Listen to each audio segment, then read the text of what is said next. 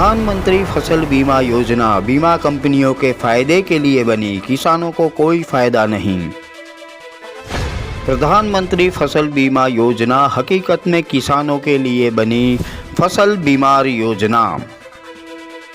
सरकार और बीमा कंपनी ने मिलकर दिया किसानों को धोखा, कंपनियों पे चले राजद्रोह का मुकदमा।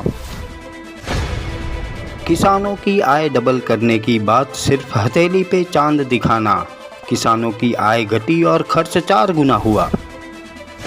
आत्महत्या करने को किसान मजबूर हुआ, सरकारों ने किसानों को धोखा दिया, अब आत्महत्या करने के आंकड़े भी नहीं देती। नमस्कार, आवाज़ जनता की में से मैं दतेश भावसार। पूरे देश में किसानों के जो हालात हैं वह किसी से छुपे नहीं हैं। इस मामले में आज हमारे साथ बात करने के लिए हैं भरत सिंह जाला, जो कि किसान नेता हैं। जाला साहब, स्वागत है आपका। नमस्कार, आपका भी स्वागत है। भरत सिंह जी, जैसे आपने बताया कि चक्रवात आया था, तूफान आया और उसके बाद बिन मौसम बारिश हुई, उसमें किसानों को बहुत ही ज़्यादा नुकसान हुआ, लेकिन फसल बीमा योजना के तहत उनको पैसे नहीं मिल रहे हैं। बहुत हमारे प्रधानमंत्री नरेंद्र भाई मोदी का एक सपना था और उसके नाम पे योजना लाया, प्रधानमंत्री फसल बीमा योजना। ये योजना का ढांचा ऐसा बहुत बढ़िया अच्छा बनाया था। बीमा कंपनियों ने और कृषि अधिकारियों ने मिलके प्रधानमंत्री को उल्लू बनाया कि देश के जो किसान है उसको 5% ही प्रीमियम देने का खरीफ में, और रबी में मात्र 2.5%, और 95% प्रीमियम केंद्र सरकार और राज्य सरकार बीमा कंपनियों को देगी, और 1 लाख रुपया लोन लेगा तो किसानों को 1 लाख रुपया का मुआवजा बीमा कंपनी देगी। किसान जैसे पौधा रोपते हैं तो उसके घर पे आने तक का जो भी नुकसान हुआ वो बीमा कंपनी को देना पड़ेगा। ये प्रधानमंत्री ने खुद बोला था। ये प्रधानमंत्री ने जो फसल बीमा योजना का वो वीडियो है वो आप डाउनलोड करके वो सब जनता को बताना। फिर भी 1/4/2016 से 2019 तक गुजरात के अंदर कम से कम 40 लाख से ज़्यादा किसानों का बीमा का प्रीमियम लिया और सरकार ने उसको 95% सब्सिडी दिया। फिर भी किसानों को जो नुकसान हुआ, कम से कम 40,000 करोड़ रुपया पर साल क्रॉप लोन लिया था और खेडूतों को क्रॉप फेलियर हो गया था। इसमें मैं खुद शामिल हूँ, मैंने खुद फरियाद किया है। मेरा खुद का बीमा का प्रीमियम कटा, मेरा खुद का पूरी फसल खत्म हो गई, एक भी पैसा मेरे को प्रधानमंत्री फसल बीमा योजना का नहीं मिला। मैं कंज्यूमर डिस्ट्रिक्ट कंज्यूमर में गया, स्टेट कंज्यूमर में गया और अभी नेशनल कंज्यूमर में गया हूँ, और हाईकोर्ट में भी हम पार्टी बना है। हाईकोर्ट ने भी ऑर्डर दिया था 2020 में कि किसानों और सरकार मिलके बीमा कंपनियों के साथ सरकार बातचीत करके किसानों को मुआवजा दिया जाए। महाराष्ट्र हाईकोर्ट ने तो ऐसा हुक्म दिया था बजाज कंपनी के खिलाफ कि बजाज कंपनी के पास स्टाफ नहीं था, सर्वे नहीं किया था, इसलिए महाराष्ट्र के किसानों को मुआवजा नहीं मिला था। तो हाईकोर्ट ने 6-6 लाख रुपया एक किसान को देने का हुक्म किया था। गुजरात सरकार के अंदर भी हमारा सेम केस था। SBI के पास स्टाफ नहीं था, सर्वे नहीं किया, इसलिए किसानों को मुआवजा नहीं दिया। ऐसी काफ़ी कंपनियाँ हैं कि किसानों के साथ और सरकार के साथ बहुत धोखाधड़ी किया है। उसके बारे में हमारे सांसद पूनमबेन माडम ने भी लोकसभा में आवाज़ उठाया था। तो अभी मरैजात हुआ, लेकिन 1/4/2016 से 2019 तक का जो पैसा बीमा कंपनी ले गई, उस पैसा जो वापस किसानों को दिया जाए तो भी किसानों का कर्ज माफ़ी हो जाएगा। भरत सिंह जी, यह माना जाए कि ये जो योजना थी एक्चुअल में किसानों को लिए नहीं थी, जो 18 कंपनियां थी उनके लिए, उनकी कमाई के लिए ये योजना लाई गई, ऐसा लगता है आपको? उसका जो सरकार के साथ उसका एग्रीमेंट था जी, जो करार, वो ऐसा नहीं लगता था, वो किसानों के हित में लगता था, लेकिन वो करार का इम्प्लीमेंट नहीं किया। और सरकार ने किसानों को मदद करनी चाहिए और सरकार ने किसानों को मदद नहीं की, बीमा कंपनी को मदद की। इसलिए पूरा फलित होता है कि सरकार और बीमा कंपनी मिलके देश के किसानों को तो लूटा, लेकिन देश की जनता का टैक्स का पैसा का जो 95% प्रीमियम ये कंपनी ले गई, उसके जिम्मेदार प्रधानमंत्री को, सभी कृषि सचिवों को और बीमा कंपनियों के ऊपर राजद्रोह का केस करना पड़ेगा।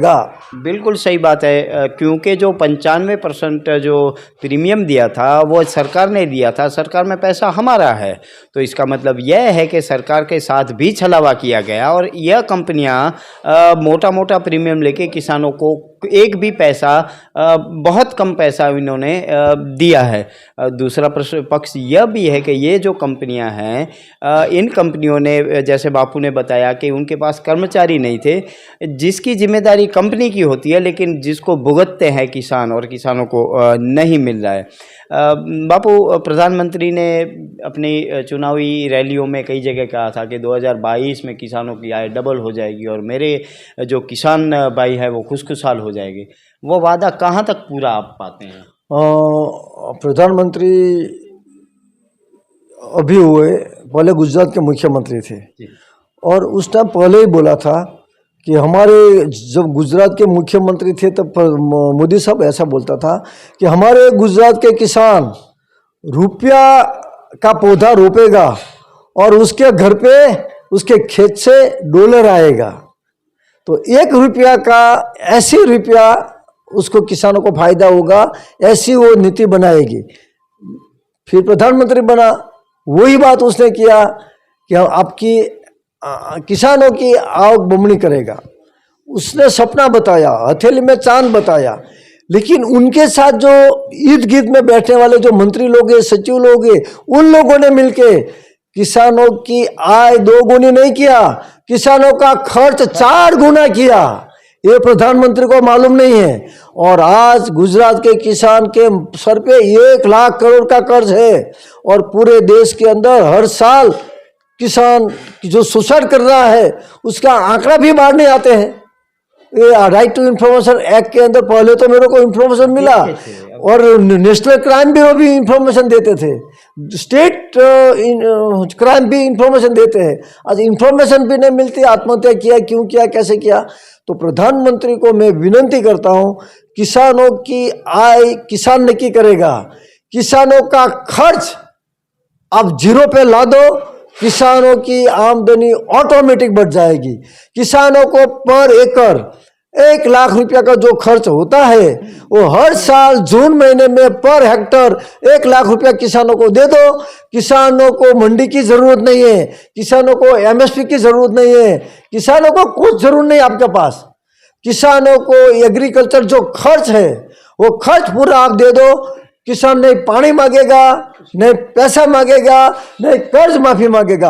एक बार सबको कर्ज से मुक्ति दे दो, पर हेक्टर 1 लाख रुपये किसानों के खाते में डाल दो, बाकी सब सब्सिडी बंद कर दो, ऑटोमेटिक हमारा देश सोने की चिड़िया हो जाएगी। यह बात सही कही, क्योंकि जो यहाँ की सरकारें यही करती है कि चवन्नी का काम करेंगे और 12 का उसका उत्सव मनाएंगे। क्योंकि किसानों के लिए जो योजनाएं बनी है, अगर वो डायरेक्ट किसानों को दे दी जाए तो किसान कुछ मांगने वाले ही नहीं है। बापू ने सही बात बताई, क्योंकि ये जो फसल बीमा योजना और आय डबल करने वाली बात थी, उसके पोस्टर तो बड़े बड़े लगे, जाहिरातें भी बड़ी हुई, लेकिन अंत में किसानों के हाथ में डेला भी नहीं आया। मोटे मोटे तौर पर किसानों के हालात यही है कि जो भी खर्च किए जाते हैं वो सारे के सारे या तो एडवर्टाइजमेंट में जाते हैं या बड़े बड़े आयोजन होते हैं उसमें जाते हैं, लेकिन किसानों के पास अंत में बचता है ढेला। भरत सिंह जी, आपका बहुत बहुत धन्यवाद हमारे साथ बात करने के लिए। तो यह किसान नेता ने बताया कि क्या किसानों के हालात हैं। आने वाले दिनों में किसानों के हालात अच्छे हों ऐसी हम कामना करते हैं, और अगर कोई भी आगे समस्या होंगी तो इनके साथ हम हैं आए किसानों की समस्या उठाने के लिए। तो मैं आवाज़ जनता की में से दतेश भावसार। अगर आपको हमारी स्टोरी अच्छी लगे तो लाइक करें, अच्छी ना लगे तो हमें सुझाव दें, लेकिन सब्सक्राइब कीजिएगा ज़रूर। नमस्कार।